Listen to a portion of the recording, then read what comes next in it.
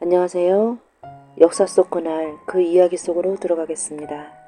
정조 이사는 아주 어렸을 적부터 마음에 두고 있던 소녀가 있었다. 소녀는 성윤우의 딸 덕임이었다. 몰락한 양반이었던 성윤우는 본래 승지였던 한주승의 청지기 노릇을 했는데 한주승이 사망한 뒤에 이산 외조부 홍봉환의 집으로 옮겨 청지기 생활을 했다. 그 바람에 덕임은 어릴 적부터 홍봉환의 집에서 자랐다. 이사는 유년 시절 외가에 드나들며 덕임을 알았고 자라면서 그녀를 마음에 품게 되었다. 하지만 너무 어린 시절부터 보았던 터라 소녀에 대한 그의 마음이 어떤 감정인지 알지 못했다. 그런 상황에서 이사는 새손이던 11살에 혼인했다. 신부는 김신묵의 딸이었는데 이산보다 한 살이 어렸고 덕임과 같은 나이였다. 이사는 이때 이미 마음속에 덕임이 자리하고 있었기 때문에 새손빈 김씨에게 마음을 열지 못했다. 이산이 결혼한 것은 1762년 2월인데 그 무렵에 이산에겐 기쁜 소식이 하나가 날아들었다. 소년 이산이 어린 시절부터 마음에 품고 있던 덕임이 아기나인이 되어 어머니 해경궁 초소로 온 것이었다. 해경궁 홍씨는 덕임을 딸처럼 귀히 여기며 직접 키우다시피 했고 이산 또한 덕임을 친누이처럼 다정하게 대했다. 그렇게 4년이 흘렀다. 이산은 이제 15살이 되어 마침내 관례를 올리고 새손빈 김씨와 합혼례도 올렸다. 그리고 이제 공식적으로 후궁을 드릴 수도 있었다. 그러자 이산은 곧바로 덕임에게 사랑 고백을 하고 자신의 후궁을 되어줄 것을 요청했다. 이산의 어머니 해금궁 역시 찬성한 일이었다.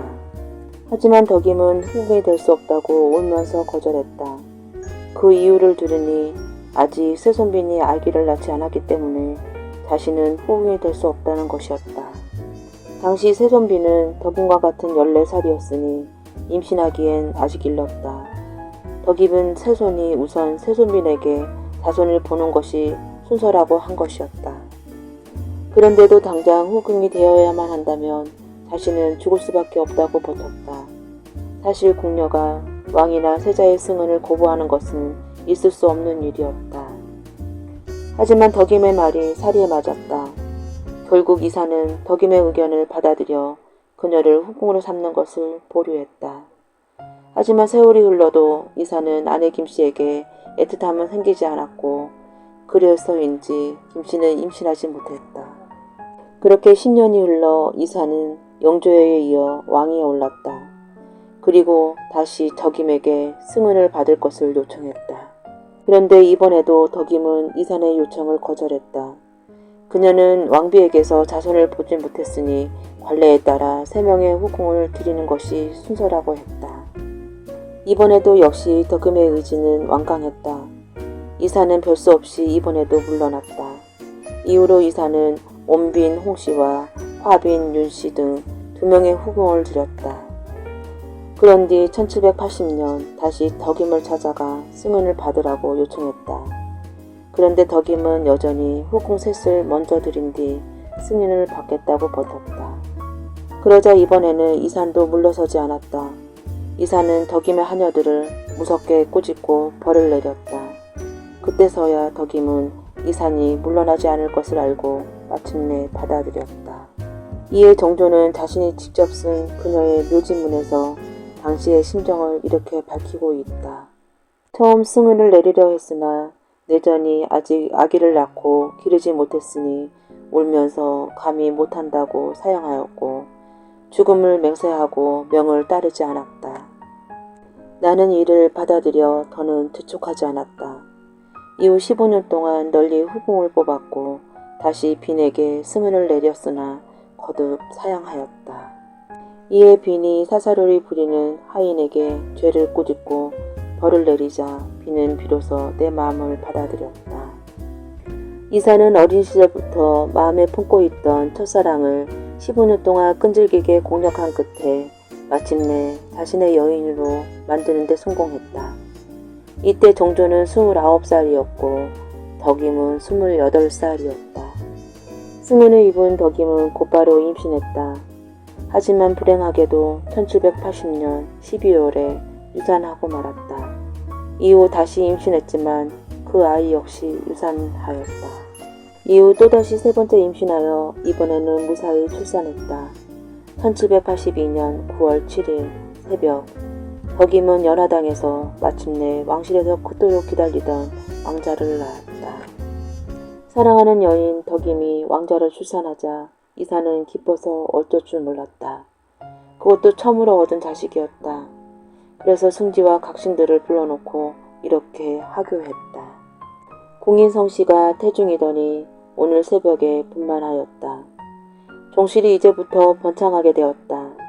내 한 사람이 다행히 뿐만 아니라 머지않아 이 나라의 경사가 계속 이어질 거라는 것을 확실히 알 수 있어서 더욱더 기대가 커진다.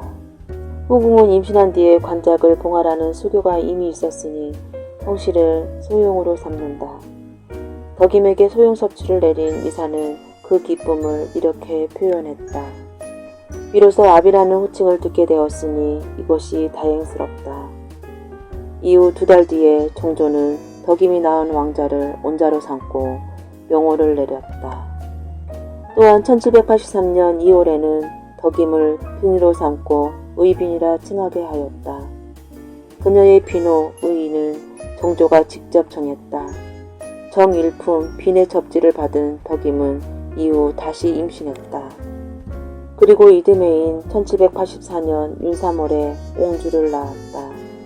아들에 이어 딸까지 얻은 정조는 이제 진정 아비가 되었다고 좋아했다. 딸을 잃은 종조와 덕임은 몹시 고통스러워했다. 특히 덕임은 그 슬픔을 이기지 못하고 알아눕기까지 했다. 종조는 그녀를 위로하기 위해 뭔가 선물을 안기고자 했고 그의 7월 온자였던 덕임의 아들 순을 세자로 삼았다. 당시 3살이었던 이 아이가 바로 무뇨세자이다. 덕임의 아들이 세자가 된 뒤로도 종조와 덕임의 금실은 매우 좋았고 그래서 덕임은 1786년에 또 임신했다. 이때 덕임의 나이는 35살이었고 노산이었다. 거기다 그녀에겐 엄청난 충격을 주는 사건이 발생했다. 천신만고 끝에 얻은 아들 세자 순이 그의 5월에 홍역으로 사망한 것이었다. 그때 순의 나이 겨우 5살이었다. 덕임은 임신한 몸으로 세자의 빈소를 지켰고 장례식 때에는 무덤까지 따라가 서럽게 울었다. 정조 또한 통곡을 거듭하며 아들의 죽음을 애통해했고 자신이 직접 묘지까지 가서 잠을 자지 않고 밤을 새웠다. 당시 효창묘에 장사 지내던 날의 사항을 실록은 다음과 같이 기록하고 있다. 무뇨세자를 효창묘에다 장사 지냈다. 이날 새벽에 발인하였는데 임금이 흥암문 밖에 나와서 옥하고 전별하였다. 다시 흥암문 안에 약차로 돌아와서 영여가 도성 밖에서 떠나기를 기다렸다. 임금이 흑립과 백보 찻립을 다시 입고 요새에 나가 체복으로 바꾸어 입고서 이를 지켜보았다. 장사가 끝나자 임금이 친히 신주를 쓰고 초우제를 지냈고 그대로 하룻밤을 지냈다. 무뇨세자가 죽은 뒤 덕임은 정신적으로 완전히 무너졌다. 그것이 병이 되어 알아누웠고 결국 궁궐 밖으로 피접을 가야 하는 상황에 이르렀다. 이에 대해 정조는 이렇게 말했다. 부인의 마음이 약하여 실정증세가 있다. 5월 이후 중병에 걸렸고 이에 본궁으로 피접을 보냈다. 실정증세란 마음의 병을 말한다. 무뇨세자의 죽음 때문에 정신적으로 너무 큰 타격을 입어 중병에 걸린 것이었다. 이후로 덕임은 경희궁에서 지냈다. 경희궁에서 2달쯤 머물다가 그해 9월에 창덕궁으로 돌아왔다. 그때 덕임은 만삭이었다. 또한 병증도 심각하였다. 몸이 너무 상해 출산이 가능할지 의문이었다. 정조는 그녀를 회복시키기 위해 늘 그녀 곁에 머물렀다. 약을 다릴 때도 직접 검열했고 약봉지와 약그릇도 직접 챙겼다. 혹 누군가가 약에 엉뚱한 짓을 할 수 있다는 생각에 그녀의 약봉지와 그릇은 항상 침실에 보관하도록 엄명을 내리기도 했다. 하지만 정조의 그런 정성에도 의빈 성덕임은 1786년 9월 14일 한낮에 창국궁 중의당에서 숨을 거두고 말았다. 당시 상황을 실록은 이렇게 전하고 있다. 의빈 성씨가 조라였다. 하교하기를 의빈의 상례는 갑신년의 예에 따라 후정 1등 예로 거행하라 하였다. 처음에 의빈이 임신하였을 때 약방 도제종 홍락선이 호산청을 설치하자고 청하자 수산딸을 기다렸다가 하라고 명하였는데 이때 이르러 병에 걸려 졸한 것이었다. 임금이 매우 기대하고 있다가 그지없이 애석해하고 실패하였으며 조정과 민간에서는 연하 없이 나라의 근본을 걱정하였다. 홍락성이 아뢰기를 5월 이후로 온 나라의 소망이 오직 여기에 달려 있었는데 또 이런 변을 당했으니 전실로 어쩔 줄 모르겠습니다. 하니 임금이 말하기를 병이 이상하더니 결국 이 지경에 이르고 말았다. 이제부터 국사를 의탁할 때가 더욱더 없게 되었다고 하였다. 조선 양반가의 남성들은 대개 부마가 되는 것을 싫어했다. 부마가 되면 관직에 나갈 수도 없고 평생 의분비에 소속되어 한량으로 살기 일쑤였다. 문 남성들처럼 첩을 들이기도 쉽지 않았고 공주나 옹주가 먼저 죽어도 다시 결혼할 수가 없었다. 설사 결혼한다 해도 여자는 정식 부인이 아니라 첩으로 등재되었다. 거기다 아내인 공주를 상전모시듯 해야 하고 작은 잘못만 있어도 왕에게 불려가 혼이 나기 일쑤였다. 몰래 첩을 들였다가 들키면 유배당하거나 직첩을 빼앗기기도 했다. 그런데도 부마 중에는 공주나 옹주 외에 다른 여인을 사랑하여 몇 번이나 유배되는 인물도 있었는데 대표적인 사람이 중종의 부마였던 순혼이 조의정이었다. 조의정은 10살을 갓 넘었을 때 중종의 부마가 되었다. 그의 아내는 수건이 씨가 낳은 효정옹주였다. 부부는 거대한 저택의 옹주궁에서 생활했다. 당시 왕실의 결혼은 대개 12살 이전에 이루어졌는데 나이가 어린 탓에 결혼 직후 몇 년간은 다른 방을 썼다. 그러다 부부 중 한 사람이 15살이 되면 합혼내라는 과정을 거친 뒤 비로소 합방을 했다. 조의정과 효종옹주도 같은 과정을 거쳤을 것이다. 그런데 부마 조의정은 효종옹주와 합혼내를 치른 후 성에 눈을 뜨자 효종옹주가 아닌 다른 여인을 마음에 품게 되었다. 그 여인은 효종옹주의 시녀 풍가이였다. 풍가이는 원래 수건이 씨의 외가에서 보낸 여종이었다. 효종옹주와 나이가 비슷한 또래로 옹주와 친구처럼 자랐다. 어린 나이에 입궁하여 효종옹주의 시녀로 지냈고 효종옹주가 시집을 오자 함께 온 것이었다. 수건이 씨의 외가는 대대로 궁녀를 배출한 집안이었다.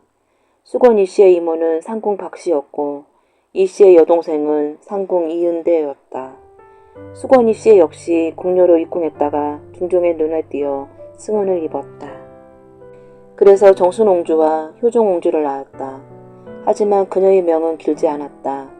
1517년에 정순옹주를 낳고 3년 뒤인 1520년에 효종옹주를 낳았는데 이때 산욕을 이기지 못하고 생을 마감했다.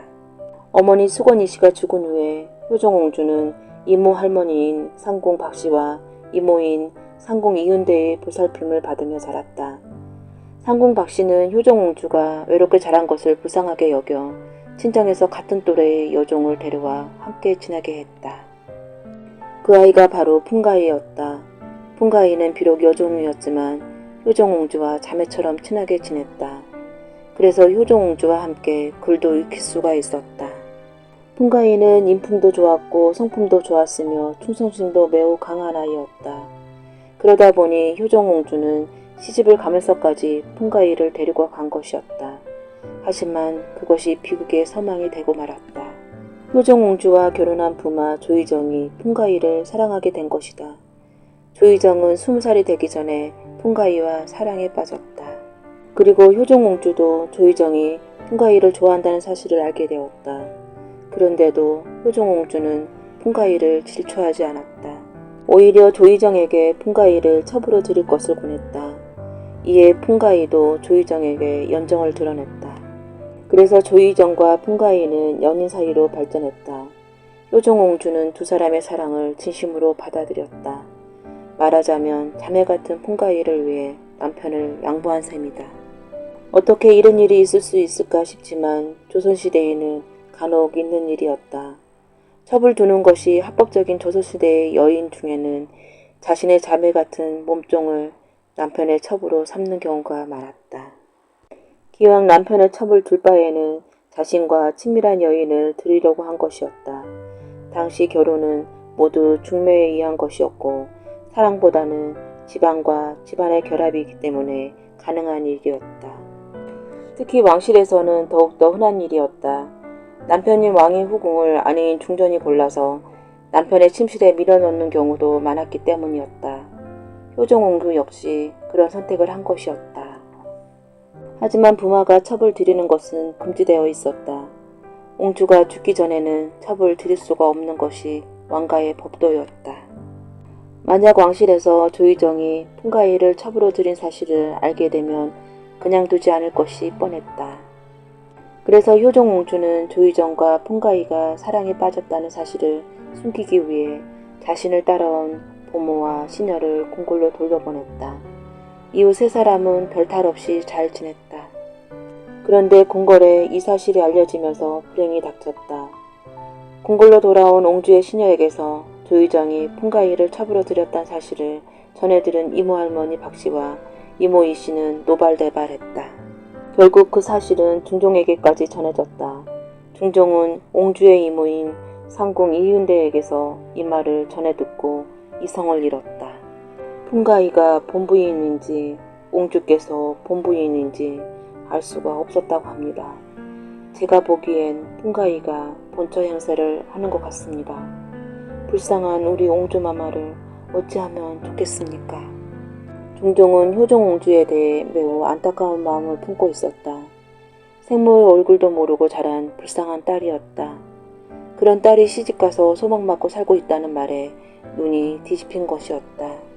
중종은 당장 조의정을 잡아들인 후 순천으로 유배 보내라는 명령을 내렸다. 순천은 조의정의 본가가 있는 곳이었다. 말하자면 고향으로 유배 조치한 것인데 이는 불쌍한 딸 효종옹주를 배려한 조치였다. 그리고 조정에는 이런 말을 전했다. 순훈이 조의정은 성품이 광패하여 여러 해 동안 도를 어긋난 행동을 많이 저질렀으므로 내가 훈계하지 않을 수 없겠다고 여겨서 훈계한 것이 한두 번이 아니었다. 그런데 허물을 고치지 않을 뿐만 아니라 4, 5년 전부터는 옹주의 여비인 풍가이를 첩으로 삼아 사랑하면서 옹주의 거처를 비복처럼 대우하고 풍가이의 거처를 옹주처럼 대우하여 가도를 문란시켰으니 죄를 다스리지 않을 수 없다. 중종은 또한 풍가이도 잡아들이게 했다. 그녀는 내수사로 끌려가 이은대가 동원한 궁녀들에게 죽도록 맞고 함흥으로 유배되는 처지가 되었다. 그런데 뜻밖에도 효종옹주가 나서서 풍가이를 풀어달라고 하소연했다. 옹주는 풍가이에겐 죄가 없다고 하면서 2번이나 풍가이를 방면해 줄 것을 중종에게 간청했다. 하지만 중종은 옹주의 청을 들어주지 않았다. 중종은 아예 옹주를 한문 안으로 들이지 말라고 명했다. 한편 순천에서 그 소식을 들은 조의정은 사람을 시켜 풍가이를 빼돌렸다. 다른 요정을 함흥으로 보내고 그녀를 순천 본가로 데려와 숨겨놓았다. 이는 물론 옹주도 묵인한 일이었다. 조의정은 순천에 있는 동안 본가를 드나들며 풍가이와 미래를 즐겼다. 하지만 그 사실을 모르는 중종은 얼마 뒤에 조의정을 방면했다. 조의정은 옹주궁으로 돌아오면서 풍가이도 함께 데려왔다. 이후 그들 세 사람은 나름 행복한 나날을 보냈다.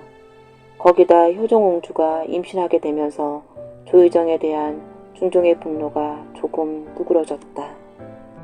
하지만 옹주의 이모 이은대는 늘 감시의 시선을 거두지 않았고 그 때문에 세 사람은 주변을 경계하며 지내야 했다.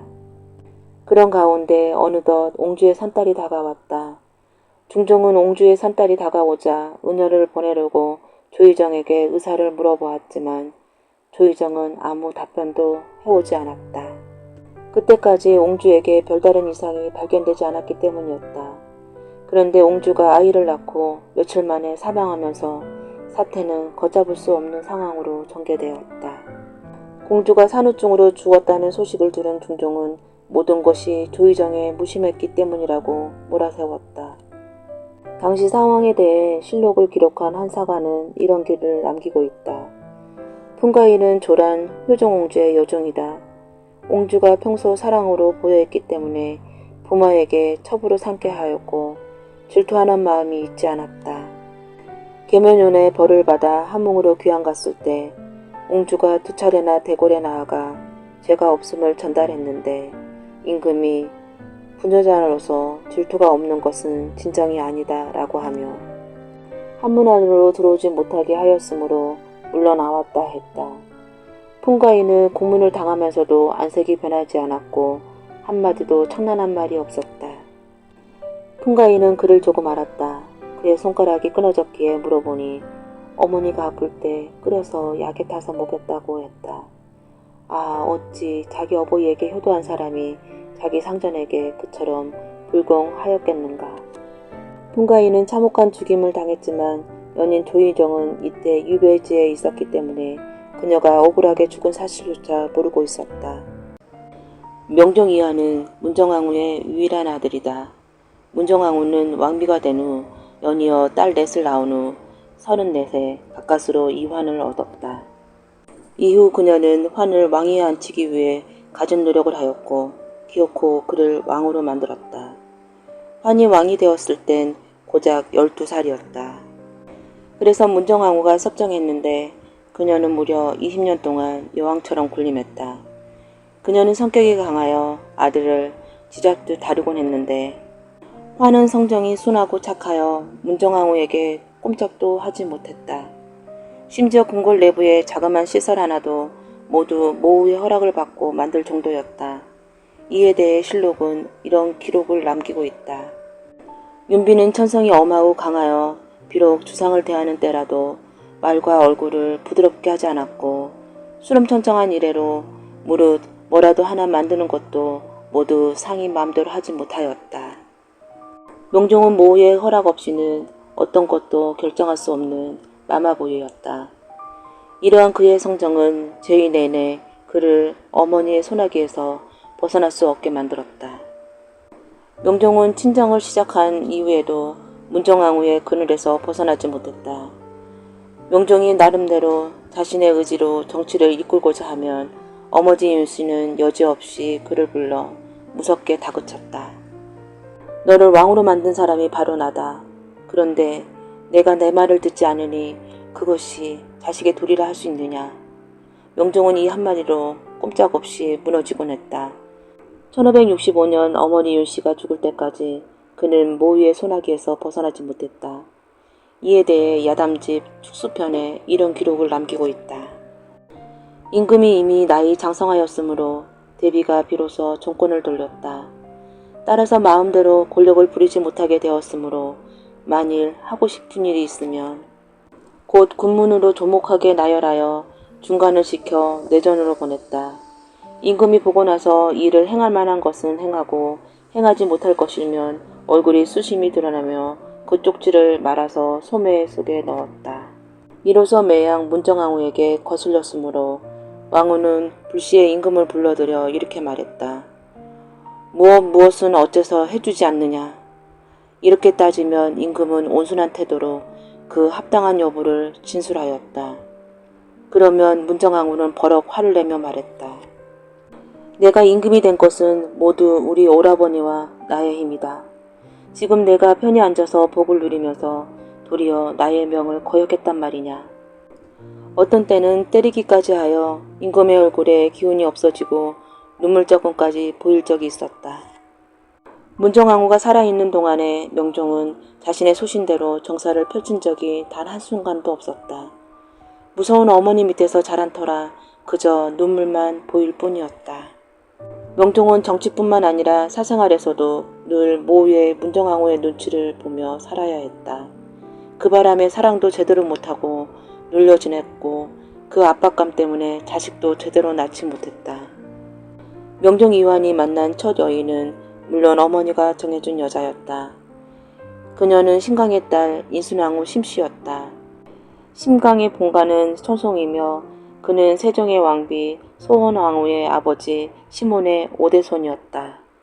천송 심씨는 이미 여러 차례 왕실과 인적관계를 맺어온 명문가였고 문정왕후 집안과도 인적관계로 묶여 있었다. 따라서 인순왕후가 한해 신부가 된 것은 문정왕후의 의중이 반영된 것이었다. 비록 모호가 정해준 배필이었지만 아내 심씨는 성격이 순하고 부드러운 여자였다. 문정왕후는 그녀에게 빨리 자식을 낳을 것을 요구했다. 또한 아들 이환에게도 빨리 자식을 보아야 한다고 성화였다. 하지만 그들은 결혼할 당시 11살, 13살 어린아이였다. 이환이 15살, 심씨가 17살이 되었어도 아이가 생기지 않자 문정왕후는 급한 마음에 후궁을 들이기 시작했다. 그렇게 해서 들인 후궁이 신원숙의 딸 신씨와 정기봉의 딸 정씨였다. 이환은 그들과 합방했지만 그들 역시 자식을 낳지 못했다. 그래서 문정왕후가 발을 동동 구르고 있는데 천운으로 인순왕후 심씨가 결혼 7년 만에 임신했다. 왕실에 큰 경사가 난 것이었다. 그리고 1551년 5월에 마침내 왕자가 태어났다. 그가 바로 명종의 유일한 아들인 순위세자 이부였다. 하지만 그것이 끝이었다. 이후로 인순왕후나 후궁들에게서 임신 소식은 들리지 않았다. 명종 또한 다른 여인을 가까이 하지도 않았다. 어머니가 정해주지 않는 여인에게는 눈길조차 주지 않았다. 그런 가운데 불행이 닥쳤다. 1563년 13살이 된 순위세자 이부에게 갑자기 중병이 찾아든 것이다. 그는 바로 한 해 전에 세자빈을 맞아 결혼까지 한 상태였다. 그런데 급작스럽게 병마가 찾아들었고 명종은 아들을 살리기 위해 명이란 명의는 다 동원하고 대산명령까지 내리면서 하늘에 빌어보았지만 소용이 없었다. 결국 순위세자는 13살 아까운 나이에 죽고 말았다. 조선왕실은 심통한 분위기에 휩싸였다. 이렇게 되자 모 문정왕후는 자신의 시녀 이씨를 후궁으로 만들어 명종과 합방시켰다. 하지만 역시 소용없었다. 그리고 이후로 또 후궁을 더 들였지만 역시 아무 소식도 없었다. 그런 식으로 들인 후궁 7명에게서는 이후로 임신 소식을 들을 수 없었다. 명종은 심혈증으로 죽었는데 이는 심한 스트레스가 원인이었다. 이에 대해 실록은 이런 기록을 남기고 있다.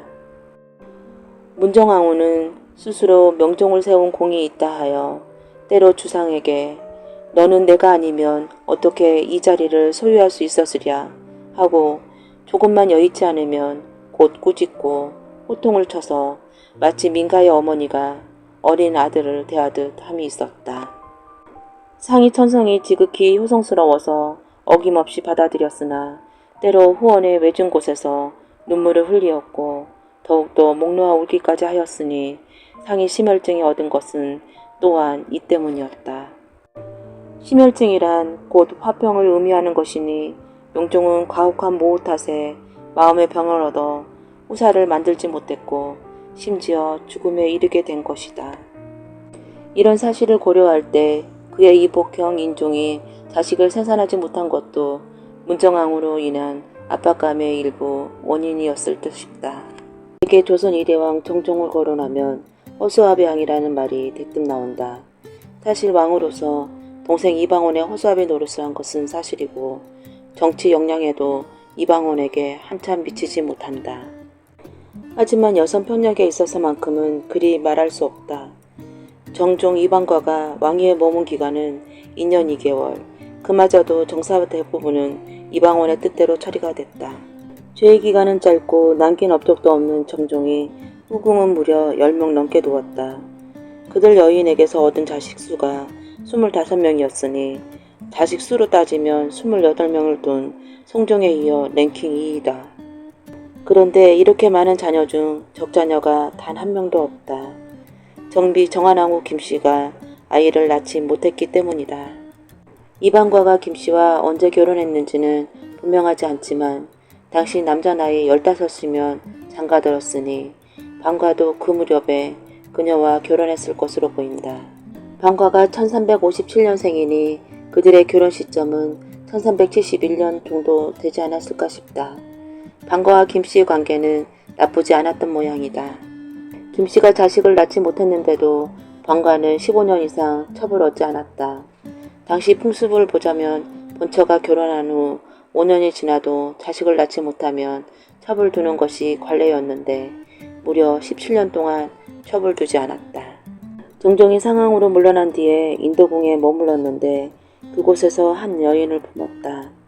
그녀는 인도궁 소속의 요종 김애였고 그녀가 낳은 아들이 바로 지훈이었다. 그런데 김애는 지훈을 낳은 뒤에 궁궐을 발칵 뒤집어 놓은 섹스 스캔들에 휘말렸다. 이 사건에 대해 실록은 태종 17년 8월 8일에 다음과 같이 기록을 남기고 있다. 환자 정사증을 배웠다. 정사증은 고려 공양왕 때부터 환자 같지 않다는 말이 있었는데 또 회안대군 첩을 간통하였고 인도궁을 섬기면서 시녀 김애를 간음하였다. 김애는 상왕 동궁 여종이었다. 상왕이 알고 김애를 내치니 정사증이 도망하였다. 이때 이르러 붙잡히자 곧 베었다. 의금부에서 김애를 아울러 베자고 청하니 임금이 말하였다. 김애는 상왕에게서 아이를 베어 자식을 낳았으니 차마 베지 못하였다. 의금부 제조 등이 요청하였다. 김애가 이미 득죄하여 토겨났으니 상왕인들 어찌 아끼겠습니까? 임금이 그 말이 옳다고 여기어 장차 배려하였다. 그런데 상왕의 명령으로 베지 못하였다. 사실 이 섹스 스캔들은 매우 특이한 사건이다. 환관이라면 의당 남성을 잃은 사람인데 환관이 여인들과 간통을 저지르는 것이 가능할까? 사실 고려시대 환관 중에는 남성을 완전히 제거하지 않는 사람도 있었다. 그래서 여성과 성관계를 하다가 들켜 죽은 사건도 있었다. 정사증도 그런 인물 중 하나였던 모양이다. 말하자면 약물을 제거하긴 했으나 완전히 제거되지 않는 사람이었던 것이다. 고려시대엔 조선시대만큼 환관관리가 철저하지 않았다. 그리고 출세하기 위해 스스로 남성을 제거하고 환관이 되는 경우가 많았다. 그러다 보니 남성이 완전히 제거되지 않는 경우도 발생했다. 환관 정사증도 그런 경우였는데 환관이기 때문에 여성들과 스스럼 없이 만날 수 있었고 그러다 보니 섹스 스캔들도 일어났다. 그런데 하필이면 그가 가늠한 여인 중에 상왕의 첩 김애가 있었던 것이다. 그렇다면 김애는 왜 후궁의 신부임에도 정사증과 간통한 것일까? 1417년 당시 정종은 61세로 환갑에 이른 노인이었다. 이때 이미 정한왕후 김씨가 죽은 지 5년이 지난 시점이었고 정종도 노안에 시달리고 있었다. 그에 비해 김애는 젊은 여인이었다. 세교군 왕성하였지만 연애할 대상이 없는 처지였다. 더구나 궁궐안이기 때문에 남성이라고는 환관들밖에 없었다. 그런데 환관 정사증과 눈이 맞은 것이다. 사실 조선시대에는 궁녀와 환관이 사랑에 빠진 경우가 덜어 있었다. 어쨌든 정사증의 행각은 탄로났고 김애도 이 일에 연루되어 궁궐에서 내쫓겨났다. 심지어 의금부에서는 그녀를 사형에 처해야 한다는 주장을 했다. 하지만 정종은 그녀를 죽이지 말라고 하였고 태종은 형의 부탁에 그녀를 살려주었다. 그런데 그녀를 내쫓으면서 그녀가 낳은 아들 지훈도 함께 궁궐에서 내쳤다. 지훈은 궁궐에서 나간 뒤 출가하여 승려가 되었다. 아마도 본인 뜻과는 상관없이 강제로 승려가 된 모양이다. 이 사건이 있는 지 7년이 지났을 때 지훈은 스스로 왕자라고 칭하고 다니다가 잡혀왔다. 그때는 이미 정종도 죽고 태종도 죽은 뒤였다. 실록의 세종 6년 4월 23일 기사에 그 내용이 다음과 같이 전한다. 진성영감 이반이 중지훈을 잡아왔으므로 의금부에 하옥하도록 명하였다. 지훈이란 자는 공정왕의 시비 김애의 자식이었다. 김애가 항상 음란한 행동을 하였으므로 왕이 가끔 곤장으로 때렸다. 지훈을 낳았으나 왕은 자기 자식이 아님을 알았던 까닭으로 여러 아들 학렬에 넣지 않았다. 왕이 승하한 뒤에 지훈은 머리를 깎고 절에 우거하면서 왕자라고 자칭하였다. 이렇듯 세종이 즉시 관원을 풀어 그를 잡아들여 확인해보니 과연 김해의 아들이 맞았다. 그는 원래 병이 있어 절에 맡겨진 것인데 세종은 그를 찾아내어 환속시키려 하였다. 그리고 그가 붙잡혔을 때 그를 측은하게 여겨 살려주려고 하였으나 종신들은 그를 죽이라고 간언했다.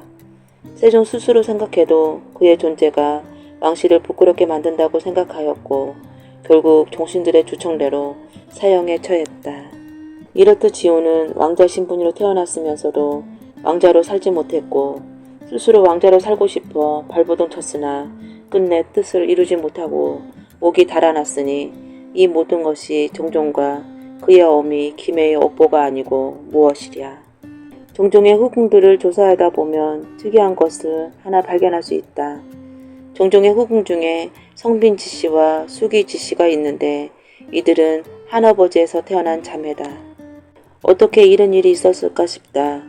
조선사를 샅샅이 살펴봐도 자매가 한 남자의 아내가 된 일이 이들이 유일하다.